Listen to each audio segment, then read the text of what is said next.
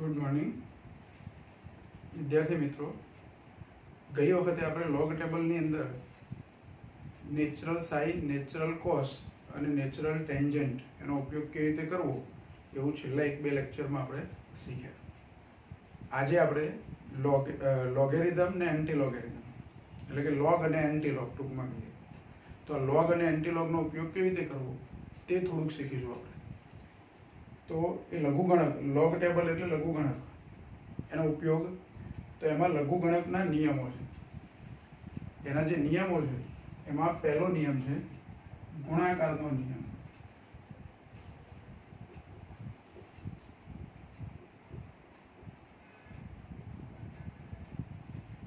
જો લઘુગણકનો ઉપયોગ આપણે ગુણાકાર ભાગાકાર કરવા માટે કરી શકીએ. ગુણાકાર કરવા હોય, ભાગાકાર કરવા હોય, ઘાતાંક એટલે વર્ગ, ઘન, વર્ગમૂળ, ઘનમૂળ, ચતુર્થમૂળ, પંચમૂળ, આવું બધું ગમે એટલી ઘાત કરવી હોય, ગમે એટલાનું મૂળ લેવું હોય, એ લઘુગણકનો ઉપયોગ કરી અને આપણે શોધી શકીએ. તો એના માટે 3 નિયમો છે આપણા, એ નિયમો લખી લઈશું, પછી એનો ઉપયોગ કેવી રીતે થાય તે શીખીશું. તો ગુણાકારનો નિયમ છે લઘુગણકમાં. ધારો કે 2 સંખ્યાઓ x અને y, x અને y એનો ગુણાકાર કરવાનો હોય, અથવા a અને b એ 2 સંખ્યાઓનો ગુણાકાર કરવાનો હોય, તો લોગ ટેબલમાં એ ગુણાકાર કેવી રીતે કરવો એના માટેનો નિયમ છે, એને આપણે ગુણાકારનો નિયમ કહીએ છીએ. એટલે ધારો કે x બરાબર ab આવું આપીશ આપણને. a અને b એ કોઈ પણ 2 સંખ્યાઓ છે, એ બેનો ગુણાકાર કરવાનો છે. સમજો કે 15.33 ને 17.22 આવી કોઈ પણ 2 સંખ્યાઓ, ગમે એટલા આંકડાની, ગમે એવા પોઈન્ટ દશાંશ ચિહ્નવાળી, તો એવી 2 સંખ્યાઓનો પૂર્ણાંક, અપૂર્ણાંક, ગમે તે સંખ્યાઓ એનો ગુણાકાર કરવો હોય તો ગુણાકારનો જવાબ ધારો કે x હોય તો આ x આપણને કેવી રીતે મળે? લોગ ટેબલનો ઉપયોગ કરીને. તો x બરાબર ab હોય તો આ બાજુ લેવાનું log x બરાબર log a plus log b લખાય રીતે ગુણાકારના નિયમમાં એ 2 સંખ્યાઓનો જે ગુણાકાર હોય, લઘુગણક હોય એના જોઈએ તો એનો સરવાળો થાય. હું a નો log જોઈશ લોગ ટેબલમાં, b નો log જોઈશ તો a નો log વત્તા b નો log બરાબર log x. હવે આ સરવાળો થઈ જાય log જોયા પછી, એટલે એનો એન્ટી log લેવાનો આવે. એન્ટી log પછી આપણે શીખીએ, પણ ગુણાકારનો એક નિયમ છે કે x બરાબર a into b હોય તો log x બરાબર log a plus log b થાય. એ રીતે ભાગાકારનો નિયમ છે બીજો.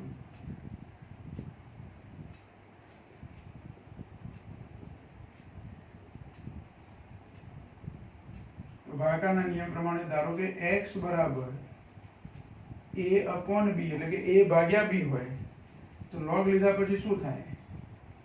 તો log x બરાબર log a minus log b આવું લખાય. એટલે ભાગાકારમાં 2 સંખ્યાઓ હોય તો એમના લઘુગણકોની બાદબાકી થાય. અંશમાં જે સંખ્યા હોય એનો log, ઓછા છેદમાં જે સંખ્યા હોય એનો log, બાદબાકી થયા પછી એન્ટી log જોઈએ એટલે આપણને એ ભાગાકારનો જવાબ મળી જાય. તો આ ભાગાકારનો નિયમ થયો. ત્રીજો ઘાતાંકનો નિયમ.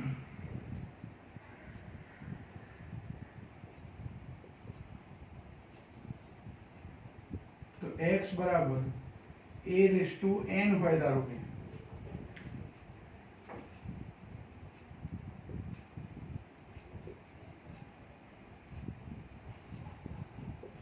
x બરાબર a રેઝ ટુ n હોય તો log x બરાબર શું થાય? તો log x બરાબર n log a. અહીં ઘાતાંક હોય લઘુગણકની આગળ ગુણાકારમાં આવી જાય. ઘાતાંક હોય લઘુગણકની આગળ શું થાય? ગુણાકારમાં આવી જાય. અને અહીંયા આધાર જે છે a એનો log જોવાનો, પછી આ બેનો ગુણાકાર કરીને એન્ટી log જોવાનો, એટલે આપણને x મળી જાય. આ 3 મુખ્ય નિયમો લઘુગણક માટેના આપણે યાદ રાખવાના. આ 3 નિયમો તમારે લખી રાખવાના. બરાબર?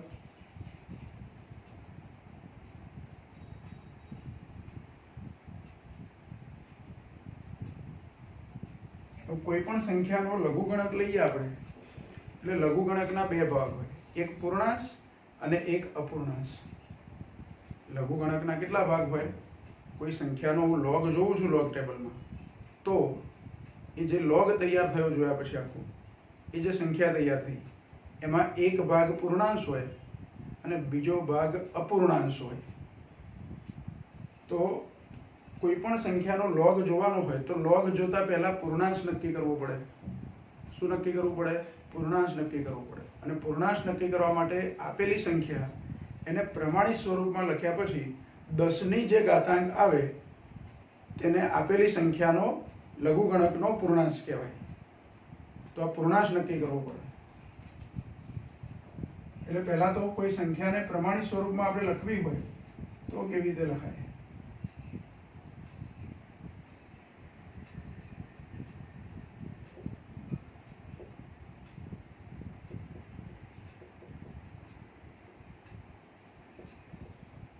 પ્રમાણિત સ્વરૂપમાં કેવી રીતે લખાય છે? કોઈ પણ સંખ્યા આપી હોય તેને પ્રમાણિત સ્વરૂપમાં લખવાનું. દાખલા તરીકે કોઈ સંખ્યાઓ લઉં છું, 235. આ એક સંખ્યા છે. 235 ને પ્રમાણિત સ્વરૂપમાં લખો.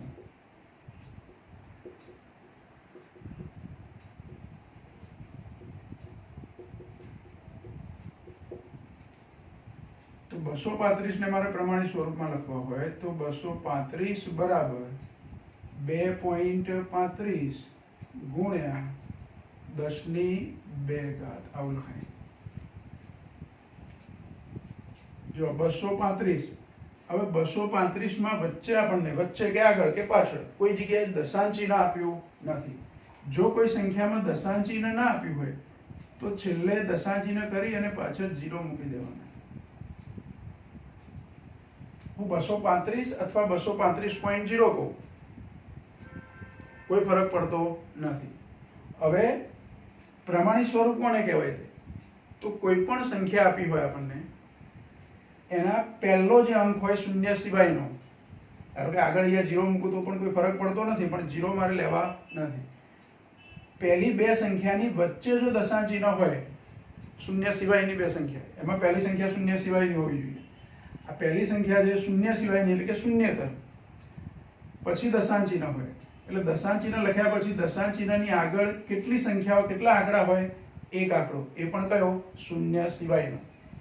એવી રીતે જો સંખ્યા લખવામાં આવે અને પછી એના ગુણાકારમાં 10ની જે ઘાત થતી હોય, દશાંશ ચિહ્ન તમે ડાબી બાજુ લઈ જાઓ તો 10ની ઘાત પ્લસ થાય એટલે ધન ઘાત આવે, અને દશાંશ ચિહ્ન જમણી બાજુ લઈ જાઉં તો 10ની ઘાત માઇનસ આવે. હું દશાંશ ચિહ્નને 1 અને 2 સ્થાન આગળ લઈ જાઉં છું. 5ની પાછળ દશાંશ ચિહ્ન હતું, એ દશાંશ ચિહ્ન આપણે ક્યાં લઈ ગયા? 2 અને 3ની વચ્ચે. તો એ દશાંશ ચિહ્નને મેં ડાબી બાજુ કેટલા સ્થાન ખસેડ્યું? તો અહીંથી હું અહીંયા આવું એટલે 1 સ્થાન ખસ્યું કહેવાય, આટલે આવું તો 2 સ્થાન ખસ્યું કહેવાય. તો દશાંશ ચિહ્ન 5ની પાછળ હતું ત્યાંથી આપણે 2 સ્થાન જેટલું આગળ ખસેડ્યું એટલે 2.35 લખ્યા. હવે 2 સ્થાન ખસેડ્યું તો 10ની 2 ઘાત, તો 2.35 ગુણ્યા 10ની 2 ઘાત એ 235 નું પ્રમાણિત સ્વરૂપ થયું, સ્ટાન્ડર્ડ ફોર્મમાં લખ્યું કહેવાય. અને બીજું એક ધ્યાન રાખો, આપણે જ્યારે જ્યારે ફિઝિક્સમાં દાખલા ગણીએ છીએ, બધા જ ચેપ્ટરમાં આપણે દાખલા ગણવાના આવશે, તો દાખલાનો અંતિમ જવાબ આવે એને આપણે મોટે ભાગે પ્રમાણિત સ્વરૂપમાં લખીએ છીએ. કઈ રીતે લખીએ છીએ? પ્રમાણિત સ્વરૂપમાં એ દાખલાનો જવાબ જે આવે અંતિમ એને લખીએ છીએ. એટલે આ પણ આપણને આવડવું જોઈએ. ચલો બીજી કોઈ સંખ્યા લો.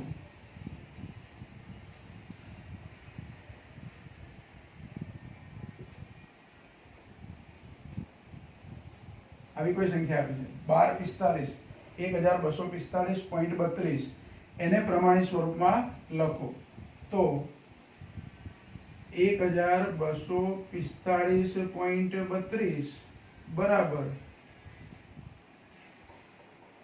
હવે દશાંશ ચિહ્ન ક્યાં છે? તો 5ની પાછળ છે, એને મારે ક્યાં લઈ જવાનું? 1 અને 2 ની વચ્ચે. ધ્યાન રાખો, દશાંશ ચિહ્ન 5ની જોડે છે, ત્યાંથી મારે લઈ જવાનું છે 1ની જોડે, એટલે કે 1 અને 2 ની વચ્ચે. તો કેટલા સ્થાન ખસવું પડશે? તો 1, 2 ને 3 સ્થાન ખસવું પડશે. એટલે આ સંખ્યા આવી લખાય 1.2453.2 દશાંશના કેટલા સ્થાન ખસ્યું? 3 સ્થાન. અને કઈ તરફ ખસ્યું? ડાબી બાજુ. તો 10^3 ઘાત. આ પ્રમાણિત સ્વરૂપ થયું. ત્રીજી એકાદ સંખ્યા લઈએ આપણે. 0.038. અહીંયા દશાંશ ચિહ્ન પછી 0 છે. આ દશાંશ ચિહ્ન મારે શૂન્ય સિવાયની કોઈ પહેલી સંખ્યા આવતી હોય એની પાછળ લેવું પડે. એટલે 0.038 બરાબર. હવે આ દશાંશ ચિહ્ન મારે આટલે લાવવું પડશે, એટલે કે 3 અને 8 ની વચ્ચે લાવવું પડે. તો જમણી બાજુ 1 અને 2 સ્થાન ખસવાનું છે, એટલે 3.8 ગુણ્યા 10^-2 ઘાત. કારણ કે તમે જમણી બાજુ ખસ્યા. કઈ બાજુ ખસ્યા? જમણી બાજુ. તો આ સંખ્યાઓ આવી રીતે પ્રમાણિત સ્વરૂપમાં લખાય.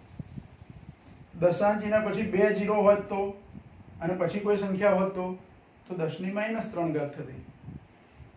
આટલું તમને આવડી જાય એટલે લોગ જોવામાં સરળતા રહે, લઘુગણક શીખવામાં આપણને સરળતા રહે. હવે આપણે કીધું કે લઘુગણકના 2 ભાગ હોય, એક પૂર્ણાંશ અને એક અપૂર્ણાંશ. લઘુગણકના 2 ભાગ હોય. 2 ભાગમાં કયા ભાગ?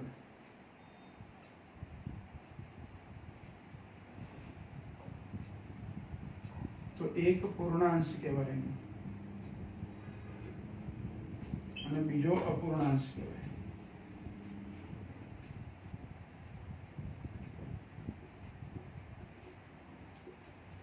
એક પૂર્ણાંશ અને બીજો અપૂર્ણાંશ. હવે પૂર્ણાંશમાં કોણ આવે? કઈ વસ્તુ આવે? તો કોઈ પણ સંખ્યાને પ્રમાણિત સ્વરૂપમાં લખ્યા પછી 10ની જે ઘાતાંક હોય તેને પૂર્ણાંશ કહેવાય.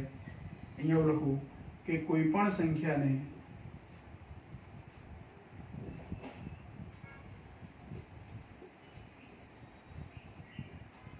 પ્રમાણિત સ્વરૂપમાં લખ્યા પછી 10ની જે ઘાતાંક હોય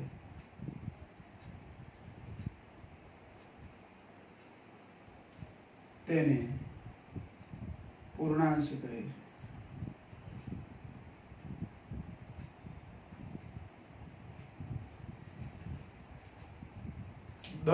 કોઈ પણ સંખ્યાને તમે પ્રમાણિત સ્વરૂપમાં લખો આવી રીતે, અને 10ની જે ઘાતાંક આવે તેને આપેલી સંખ્યાનો લઘુગણકમાં શું કહેવાય?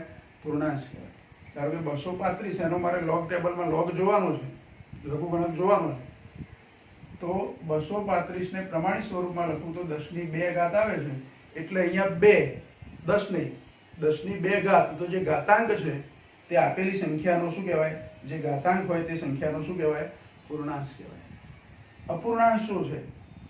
તો લોગ ટેબલમાંથી 4 આંકડાની જે સંખ્યા જોઈએ, જે પૂર્ણાંશના પછી લખવામાં આવે દશાંશ ચિહ્ન મૂકીને, તેને અપૂર્ણાંશ કહેવાય. જો અપૂર્ણાંશ કોને કહેવાય? તો કોઈ પણ સંખ્યાનો લઘુગણક જોવામાં આવે જે 4 આંકડાની સંખ્યા છે,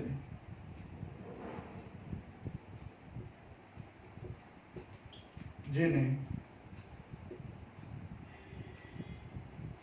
પૂર્ણાંશ પછી દશાંશ ચિહ્ન મૂકીને લખવામાં આવે તેને અપૂર્ણાંશ કહે છે. આ લઘુગણકના 2 ભાગ. લોગ ટેબલ કોઈ સંખ્યાનો તમે જોયો એટલે એના 2 ભાગ, એક ભાગ પૂર્ણાંશ, બીજો ભાગ અપૂર્ણાંશ. આ બધું પણ તમારે લખી લેવાનું, અને ખાસ તમારે શું કરવાનું? લખી લેવાનું.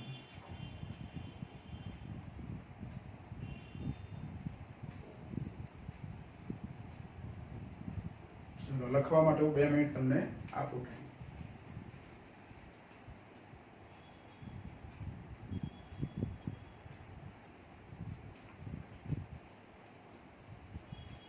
જો આનો સ્ક્રીનશોટ લઈ અને તમે પછી એને લખી શકો છો। હવે જુઓ, કોઈ સંખ્યાનો લઘુગણક કેવી રીતે જોવો। તમારી જોડે લોગ ટેબલ તમે ના લઈને બેઠા હોય તો લોગ ટેબલ પહેલા લઈ લેવાનું, બરાબર। અને એ લોગ ટેબલની અંદર લોગેરિધમ એવું લખેલું એક પેજ હશે અને એની પાછળ પણ લોગેરિધમ્સ લખેલું એક પેજ હશે, પછી એન્ટી લોગેરિધમ્સ લખેલું એક પેજ હશે અને એની પાછળ બીજું એક એન્ટી લોગેરિધમ્સ લખેલું એક પેજ હશે, પછી નેચરલ સાઇન ને એવું આવે। પણ આપણે કયા પેજનો ઉપયોગ કરવાનો? તો કોઈ સામાન્ય સંખ્યાનો આપણે લોગ જોવાનો હોય એ વખતે લોગેરિધમ લખેલું પેજ છે પહેલું અને પાછળ બીજું, આ બે પેજનો ઉપયોગ કરવાનો। પછી એન્ટીલોગ જોવા હોય તો બીજા બે પેજ આપ્યા છે આગળ પાછળ, એનો ઉપયોગ કરવાનો। હવે લોગ આપણે કેવી રીતે જોઈશું તે સમજીએ।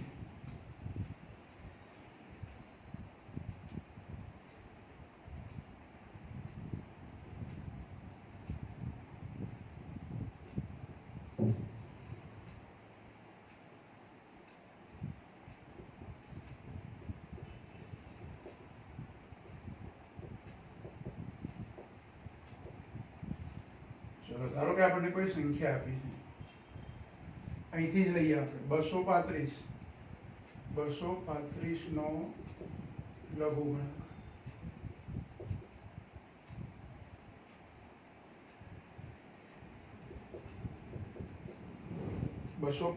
નો લઘુગણક જોવો છે તો પહેલા તો જે સંખ્યા આપી હોય એને મારે ધારી લેવાનો x, x બરાબર 235। હવે 235 છે તો log x બરાબર શું થાય? x બરાબર 235 આપ્યા હોય તો એનો log શું થાય? બીજું 235 ને પહેલા આપણે રફ કામમાં એવું આવું લખી જોવાનું કે 235 ને 2.35 લખું તો 10 ની કેટલી ઘાત થાય? તો 10 ની 2 ઘાત થાય, અહીં લખેલું છે આપણે। તો 10 ની 2 ઘાત થાય એ લઘુગણકનો પૂર્ણાંશ થયો એટલે પહેલા મારે 2 અહીંયા લખી દેવાના। જો આ 2 કયા લખ્યા મેં? આ કયા 2 લખ્યા? 235 ના 2 લખ્યા? તો ના, 2.35 ગુણ્યા 10 ની 2 ઘાત, આ 2 ઘાત છે તે અહીંયા મેં લખી। આટલું ક્લિયર? હવે શું કરવાનું? 235 નો લોગ જોવાનો। તો કોઈ પણ સંખ્યાનો લોગ જોઈએ ત્યારે પહેલા 2 આંકડા, પછી એક આંકડો અને ધારો કે કોઈ ચોથો આંકડો હોય તો પછી એક આંકડો। એટલે પહેલા તો 2 આંકડાની સંખ્યા, એમાંથી જેટલા આંકડા હોય એમાંથી 2 આંકડા પહેલા લઈ લેવાના। હવે જુઓ, લોગેરિધમનું જે પહેલું પેજ છે એની પર તમે થોડું ધ્યાન રાખો। અંદર જુઓ લોગેરિધમમાં, તો સૌથી પહેલી ઊભી લાઈન છે, સૌથી પહેલી ઊભી લાઈન આ પેજ પર, એમાં 10 થી શરૂ થાય છે, 1 થી શરૂ થતું નથી ઊભી લાઈનમાં। 10, 11, 12, 13, 14 એમ કરતા કરતા છેલ્લે 54 આપ્યા છે અને પાછળ પછી 55 થી 99 સુધી આપ્યા છે। તો અહીં 10 થી શરૂ થાય છે।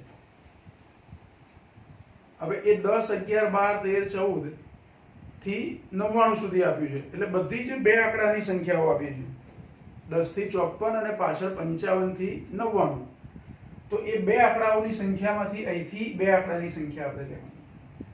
આ કુલ આખી સંખ્યા ગમે એટલા આંકડાની હોય પણ એમાંથી પહેલા કેટલા આંકડા લેવાના? 2 આંકડા। અહીં 23 આપ્યા છે એટલે હવે તમે એ પહેલી જે ઊભી લાઈન છે એમાં 23 શોધી કાઢવાના। તો મને કોઈ જગ્યાએ અહીંયા 23 મળે છે, 21, 22 અને 23। તો એ 23 ની લાઈનમાં મારે જોવાનું છે હવે, આડી લાઈનમાં। હવે 23 ની પાછળ શું છે? તો 5 છે। તો 23 ની પાછળ 5 છે તો પહેલા તો ટોપ પર અહીંયા ઉપર તમે જોશો તો 0, 1, 2, 3, 4, 5 એમ 9 સુધી છે અને પછી મીન ડિફરન્સમાં ફરીથી 1 થી 9 સુધી છે। તો પહેલા ત્રીજો આંકડો ઉપર જોવાનો આપણે કે 5 છે, અહીંયા ત્રીજો આંકડો કેટલો છે? 5। તો 23 ની લાઈનમાં અને 5 ની લાઈનમાં આમ ઊભું 23 અને 5 ભેગા થાય ત્યાં જુઓ કઈ સંખ્યા લખેલી છે, શોધી કાઢો તમે। 23 ની લાઈનમાં આડું અને 5 ની લાઈનમાં ઊભો, ત્યાં કઈ સંખ્યા લખેલી છે? તો 23 માં 5, 37 11 લખેલા છે। તમને બધાને 37 11 એવું લખેલું દેખાશે, બધાના લોગ ટેબલમાં સરખું જ હોય। તો 37 11 આવું લખેલું છે। ક્યાં? 23 ની લાઈનમાં આડી લાઈનમાં અને ઉપર જે 5 લખ્યા છે ત્યાં ઊભી લાઈનમાં એ બે ભેગા થાય ત્યાં કેટલા લખેલા છે 37 તો અહીંયા પૂર્ણાંશ લખ્યો પછી દશાંશ ચિહ્ન આપણે મૂક્યું અને પછી આ 37 મૂકી દેવાના 37 લખી દેવાના એટલે 235 નો લઘુગણક શું થયો 2.37 235 નો લઘુગણક થયો 2.37 ચલો લઘુગણક આ રીતે જોતા આવડે બીજા એક બે સંખ્યાઓ આપણે લઈને એની પ્રેક્ટિસ કરીએ ચલો બીજી કોઈ સંખ્યા લઉં છું હવે દશાંશ ચિહ્ન વાળી સંખ્યા લઈએ 1.768 આવું કઈ હતું 1.768 હવે આ સંખ્યાનો લોગ જોવો છે એટલે પહેલા તો મારે લખી દેવાના x બરાબર 1.768 હવે આને પ્રમાણિત સ્વરૂપમાં લખવી હોય તો અહીંયા જેવી રીતે 2.35 લખ્યા એવી રીતે અહીંયા 1.768 એવું છે જ ઓલરેડી એટલે આ સંખ્યા પ્રમાણિત સ્વરૂપમાં છે આ સંખ્યા કયા સ્વરૂપમાં છે પ્રમાણિત સ્વરૂપમાં છે જો ઘણી વખત એવી સંખ્યાઓ આપણને મળે કે જેમાં દશાંશ ચિહ્ન પહેલા શૂન્ય સિવાયની એક સંખ્યા એક જ આંકડો આપી જ દીધો હોય ગમે તે એક આંકડો 1 2 3 4 થી 9 સુધી તો એ સંખ્યાને પ્રમાણિત સ્વરૂપમાં લખવાની જરૂર નથી અને ધારો કે મારે લખવું હોય તો 1.768 પ્રમાણિત સ્વરૂપમાં જ છે એટલે 10 ની ઘાતાંક 0 આવે 10 ની 0 ઘાત એટલે 1 થઈ જાય તો log x બરાબર શું થાય આના માટે તો log x બરાબર 0. પૂર્ણાંશ આનો 0 થયો જો પૂર્ણાંશ ધન ઋણ કે શૂન્ય ગમે તે હોઈ શકે આ એક વસ્તુ મારે કહેવાની રહી તમને પૂર્ણાંશમાં ધન સંખ્યા હોઈ શકે ઋણ સંખ્યા હોઈ શકે કે શૂન્ય પણ હોઈ શકે જ્યારે અપૂર્ણાંશ હંમેશા ધન હોય આ ધ્યાન રાખો પૂર્ણાંશ જે હંમેશા જે ધન ઋણ કે શૂન્ય હોય પૂર્ણાંશ ધન ઋણ કે શૂન્ય હોય અપૂર્ણાંશ કેવો હોય હંમેશા ધન જ હોય આ પણ યાદ રાખવાનું તમારે પૂર્ણાંશ ધન ઋણ કે શૂન્ય ગમે તે હોય અપૂર્ણાંશ હંમેશા ધન જ હોય તો અહીંયા પૂર્ણાંશમાં 10 ની 0 ઘાત આવે છે પ્રમાણિત સ્વરૂપમાં તો 0 લખી દીધા દશાંશ ચિહ્ન કર્યું હવે આ સંખ્યામાં અહીં દશાંશ ચિહ્ન છે એને ધ્યાનમાં રાખ્યા વગર એ સંખ્યાઓ આવી લખી શકું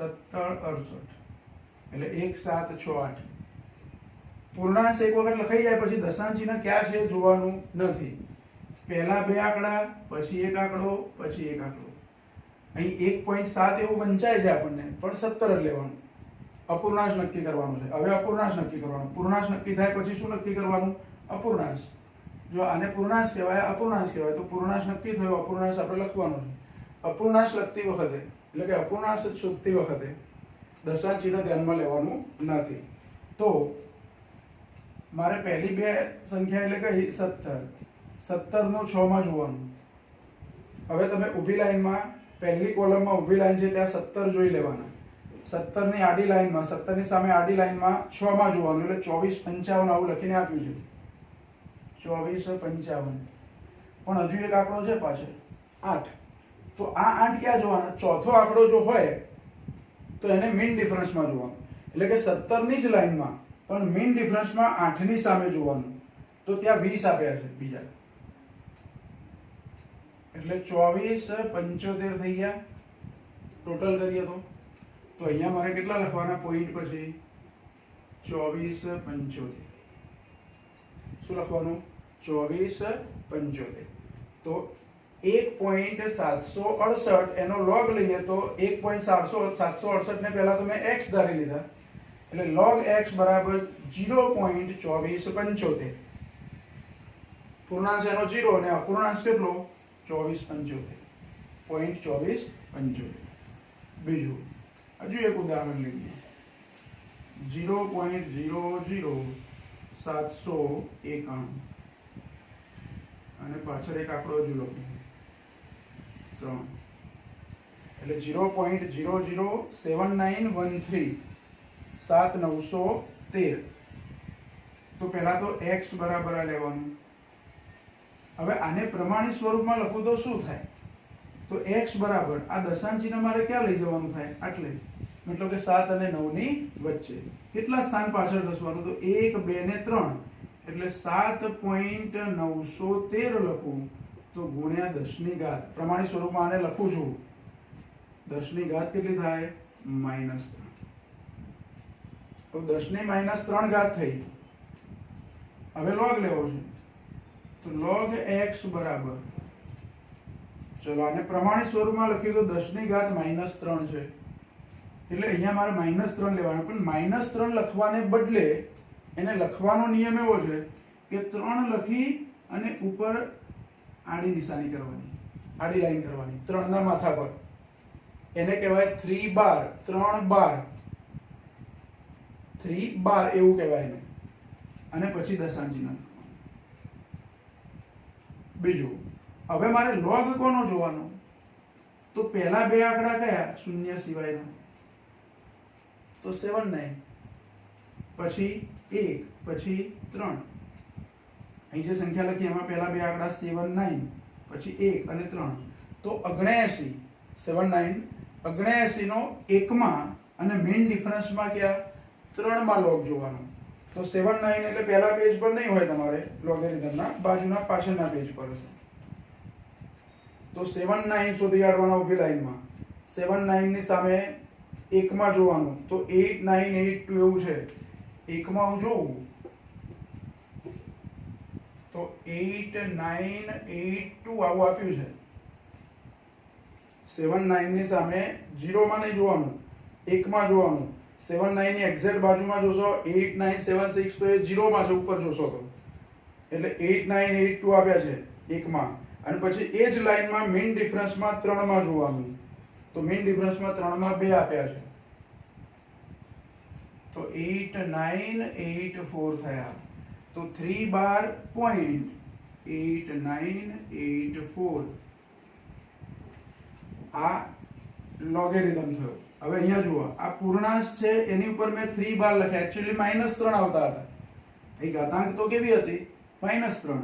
એટલે હું આવું લખું ધારો કે -3.8984. તો ખોટી રીતે લખ્યું કહેવાય. કેમ ખોટી રીતે? હું માઇનસ નિશાની આગળ કરું એટલે આખી આ સંખ્યા ઋણ થઈ ગઈ. આખી સંખ્યા ઋણ થઈ ગઈ. આ ધ્યાન રાખો. 3.8984 આખી સંખ્યા ઋણ કહેવાય. વાસ્તવમાં આ લઘુગણકમાં આખી સંખ્યા ઋણ હોતી નથી. પૂર્ણાંશ આપણે કીધું હમણાં જ કે પૂર્ણાંશ ધન ઋણ કે શૂન્ય હોય, પણ અપૂર્ણાંશ તો હંમેશા ધન જ હોય.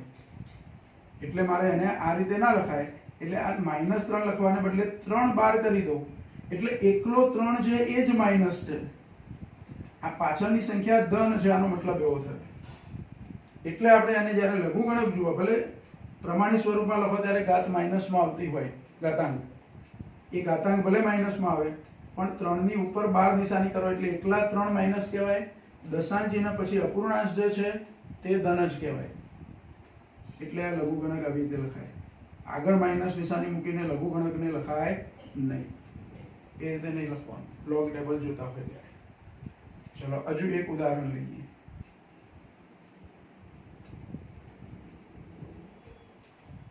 બીજી કોઈ સંખ્યા લઈએ આપણે. 0.7856. તો પહેલા તો આને x ધારી લઉં અને પ્રમાણિત સ્વરૂપમાં લખી દઉં. તો 7.856 આવું લખાય. અને ગુણ્યા 10 ની ઘાત કેટલી થાય? હવે તમે કહો કે પોઈન્ટ અહીંયા 7 ની આગળ હતો, એને બદલે એક જ સ્થાન ખસેડીને પાછળ લેવાનું છે, 7 ની પાછળ, અને જમણી બાજુ લેવાનું છે. એટલે ઘાતાંક આવે -1. તો હવે log x બરાબર શું લખાય? log x બરાબર પહેલા તો -1 છે એને શું લખવાનો? 1 બાર લખવાનું અને પોઈન્ટ મૂકી દેવાનો. હવે log કોનો જોવાનો? તો 78 નો 5 અને 6 માં. એ વખતે દશાંશ ચિહ્ન જોવાનું નહીં. તો log ટેબલમાં 78 નો પાંચમા એટલે 78 ની લાઈનમાં પાંચમા જોવાનું. તો 78 ની લાઈનમાં પાંચમા 8949 આવું આપ્યું છે. 8949 78 ની લાઈનમાં 8949 આવું આપ્યું છે. પછી મીન ડિફરન્સ 6 માં જોવાનું. તો 78 ની લાઈનમાં 6 માં જોવાનું. તો 6 માં 3 આપ્યા છે એટલે આમાં 3 ઉમેરવાના એટલે 49 ને 3 51 એટલે અહીંયા આવશે 8951 આવો લોગ થયો. બરાબર. તો આવી બીજી વધારે સંખ્યાઓ તમે લઈ અને એની પ્રેક્ટિસ કરી શકો. લોગ ટેબલમાંથી માત્ર લોગ કેવી રીતે જોવાનું તે એન્ટી લોગનું હજુ આપણે શીખ્યા નથી. કોઈ પણ સંખ્યાઓનો ગુણાકાર ભાગાકાર કરવાનો હોય ત્યારે લોગ અને એન્ટી લોગ બંનેનો ઉપયોગ કરવાનો આવે. અત્યારે હાલ જે આપણે શીખ્યા તે માત્ર લોગનો ઉપયોગ કેવી રીતે કરવાનો તે શીખ્યા. એ પણ એક જ સંખ્યા માટે. પછી ગુણાકારમાં એનો ઉપયોગ કરવાનો આવે, પછી એનો જવાબ લાવવાનો આવે, તે અલગ વસ્તુ છે.